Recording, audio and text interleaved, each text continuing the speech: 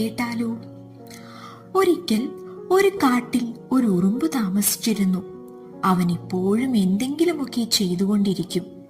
ഒരിടവേള പോലും എടുക്കാതെ അങ്ങോട്ടും ഇങ്ങോട്ടും ഓടി നടക്കും.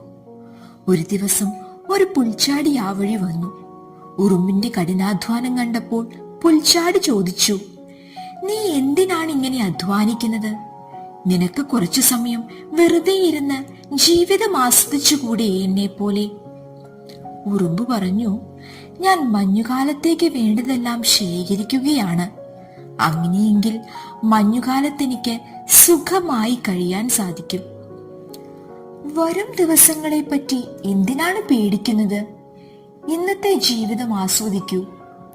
ഇതും പറഞ്ഞ് പുൽച്ചാടി നടന്നു നീങ്ങി. കാലം മാറി, മഞ്ഞ് വീഴാൻ തുടങ്ങി. ഉറുമ്പിന് ധാരാളം ഭക്ഷണവും കയറിക്കിടക്കാൻ നല്ല വീടും ഉണ്ടായിരുന്നു. എന്നാൽ പാവം പുൽച്ചാടി തണുത്തു വിറച്ച് ഒന്നും കഴിക്കാനില്ലാതെ വിശന്നിരുന്നു. ഉറുമ്പിന് പുൽച്ചാടിയോട് സഹതാപം തോന്നി. അവൻ തന്റെ ഭക്ഷണവും താമസ സ്ഥലവും പുൽച്ചാടിക്ക് പകുത്തു നൽകി.